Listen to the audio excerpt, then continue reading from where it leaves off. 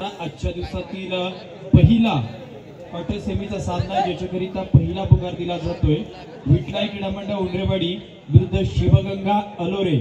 दोन्ही संघांना पहिला पुकार क्वार्टर सेमीच्या पहिल्या सामन्याकरिता। आणि तदनंतर या ठिकाणी पहिला तर जय हनुमान कळबसते आणि चालू सामन्यातील विजय संघ अशा प्रकारचा या आजच्या दिवसातला शेवटचा सामना या ठिकाणी होणार आहे। परंतु नक्कीच हा दुसऱ्या फेरीतला देखील शेवटचा सामना आहे ज्याच्यातील दोन्ही संघ आपल्या प्रतिस्पर्धी संघांवरती मात करून दुसऱ्या फेरीमध्ये दाखल झालेत। अशाच खेळाडूंचा हा संच या ठिकाणी आहे। एक बदल बघितलं तर ज्याने विक्रम आणि पराक्रम केले तर अशा पद्धतीचा हाच मोडकवाडीचा संघ आहे। परंतु अजून एक युवा टॅलेंटेड अशा प्रकारचा खेळाडूंचा संच म्हणजेच सुकाई खडपुरीचा संघ या ठिकाणी आहे। परंतु ही पकड उजवा कोपराक्षक अशा पद्धतीची पकड या ठिकाणी केली।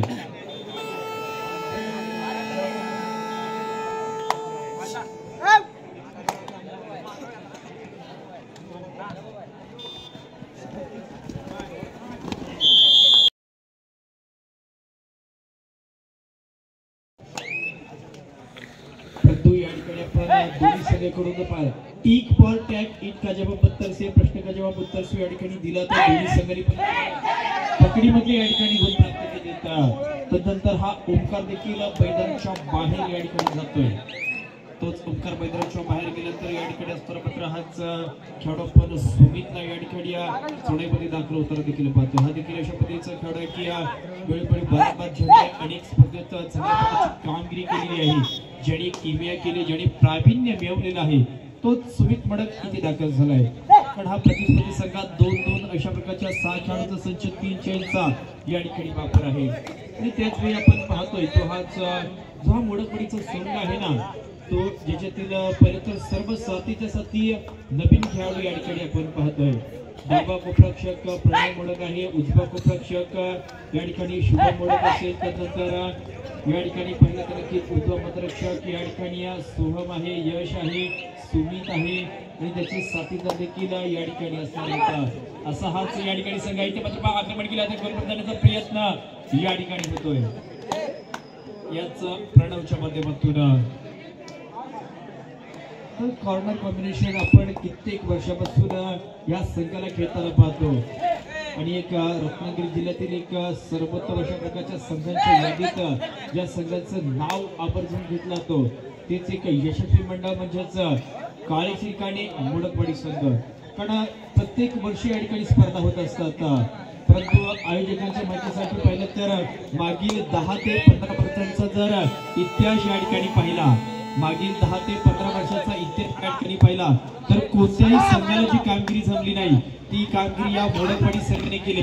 म्हणजे एकाच वर्षात 26 फायनल जिंकण्याचा विक्रम कोणत्या संघाने केला असेल तर तो संघ एकमेव संघ आहे काळे श्रीकाणे मोडकवाडी संघ। आणि त्या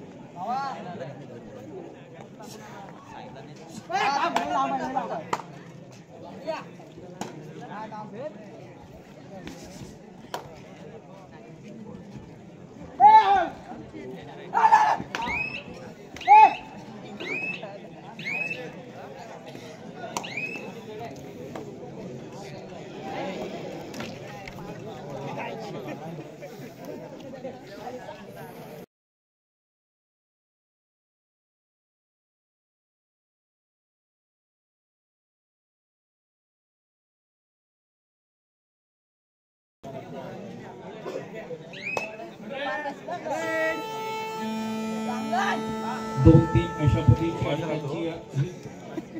मॅच असेल आणि ज्या सामन्यात एकंदरीतच हा चेहरा आपण पाहतोय नवीन चेहरा ज्याच्यावरती डावपेच वापरले जात आहेत ज्यामध्ये या ठिकाणी सराई दिली जाते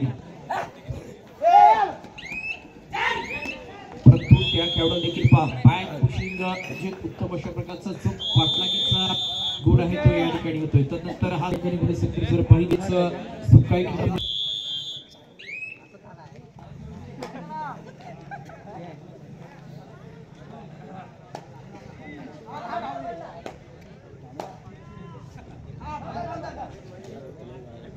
4-2 अशा पद्धतीचा सामना आणि यांच्या मोडकवाडी संघाला पण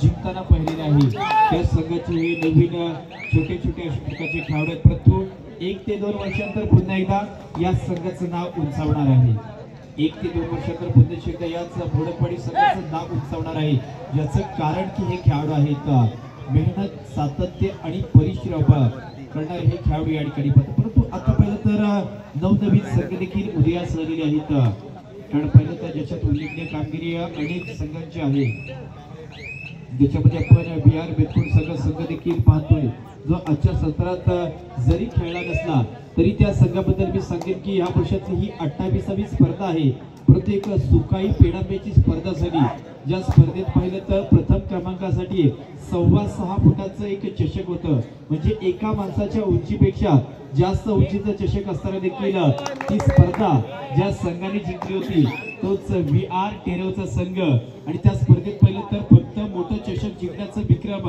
संघासाठी नव्हे तर वैयक्तिक चषक देखील 4.25 फुटाचं चषक होतं 4.25 फुटाचा चषक नक्कीच VR टेरो संघातील मंगेश कदम याला ते प्राप्त झालं होतं तो संघ या स्पर्धेत नाहीये परंतु मी सांगितलं की अनेक विक्रम या वर्षी देखील झालेले आहेत अनेक पराक्रम या वर्षी देखील झालेले आहेत परंतु या मैदानामध्ये देखील कोणता तरी पराक्रम होणार का कारण पराक्रम असा देखील होऊ शकतो जर जय हनुमान कळंबचे संघ या ठिकाणी जिंकला तर सलगच्या 2 फायनल जिंकण्याचा विक्रम ते करू शकतात जर या ठिकाणी पाहिलं तर विटलाई उंडरवाडी संघ अंतिम सामना जर जिंकला तर या ठिकाणी 2 वर्ष जिंकण्याचा विक्रम होईल शेवटची 5 मिनिटे या ठिकाणी आहेत परंतु सामना 4-4 अशा प्रकारचा समान पद्धतीचा सामना आहे आणि या समान पद्धतीचा सामना असताना हाच मोडकवाडीचा संघ क्रीडारसिकांना काही माहित नसेल परंतु मी त्यांना माहित करून देईल की एकेकाळी हाच मोडकवाडीचा असा संघ होता ना की ज्या संघामध्ये 1 गुण प्राप्त करायला तुम्हाला भरपूर मेहनत करावी लागायची कारण त्या 7 खेळाडू मधला एकही खेळाडू आज नाही आहे डावा कोपरक्षक अक्षय दबंडे असायचा उजवा कोपरक्षक राहुल दबंडे असायचा उजवा मध्यरक्षक पहिले तर प्रथमेश मोडक डावा मध्यरक्षक संचित असेल नंतर मंगेश मोडक असेल राकेश मोडक असेल अभिषेक खांबे असेल या खेळाडूंना बाद करणं ना फार कठीण होतं परंतु ते 7 खेळाडू आज नाही आहेत हे सर्व नवीन खेळाडू आपण या ठिकाणी पाहतोय टाइम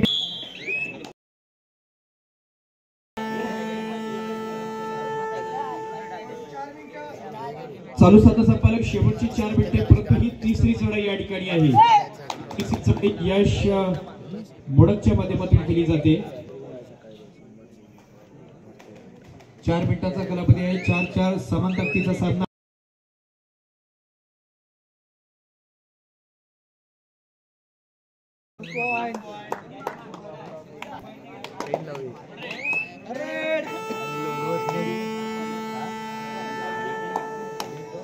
सुकाई कडपरी संघाकडून या वेळची ही तिसरी चढाई केली जाते आणि तिसरी चढाई करता तर बोनस ऑफ नाहीये बोनस ऑफ आहे लागेल आणि तर काहीतरी वेगळं स्टेपिंग वेगळं पद्धती ते या ठिकाणी आपण पाहतोय ते याच जर्सी नंबर 7777 काही सेकंद शिल्लक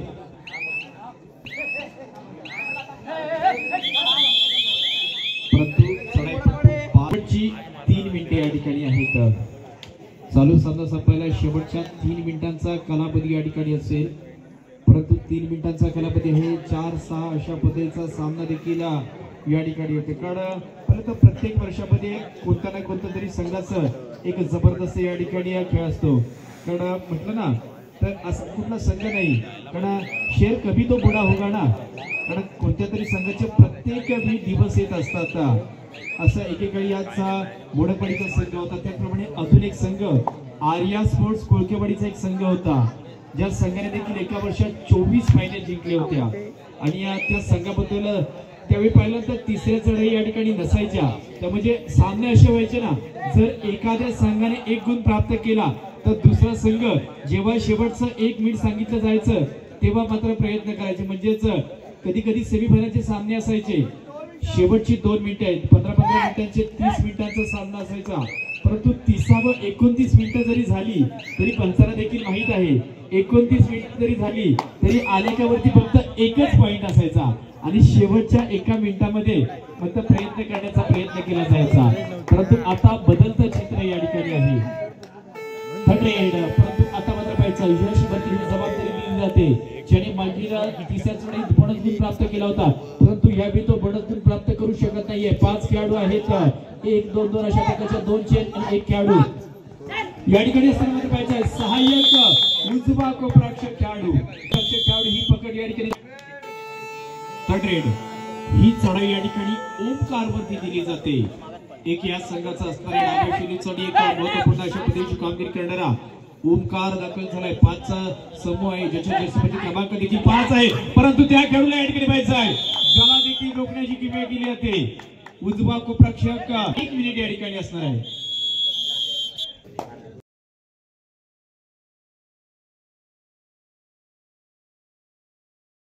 सात अशी ही लढत, परंतु आता निदान रेषेवरती आक्रमक होण्याचा हा खेळ या ठिकाणी करून दाखवला जाईल का याच खडपुली संघाकडून. परंतु 5 खेळाडू आहेत, कोपराक्षक देखील असणार आहे. त्यानंतर या ठिकाणी पाहिजे काही सेकंद शिल्लक, परंतु त्यात ही पकड या ठिकाणी केली जाते. सामना अजून संपलेला नाही आहे, कारण इथे कोणताही संघ टिकलेला नाही आहे, फक्त आघाडी 1 गुणांची शिल्लक असलेला आणि काही सेकंद शिल्लक आहे. जर का गुण प्राप्त झाला तर हा सामना इक्वल होऊ शकेल, परंतु एकापेक्षा जास्त गुण प्राप्त झाले तर खडपोली संघ देखील जिंकू शकणार आहे. परंतु जर पकड झाली तर मोडकवाडी संघ, परंतु इथे झाले ती म्हणजेच पकड आणि हा चालू सामना या ठिकाणी संपलेला आहे. शेवटच्या काही सेकंदात काळी शिकाने मोडकवाडी संघ विजय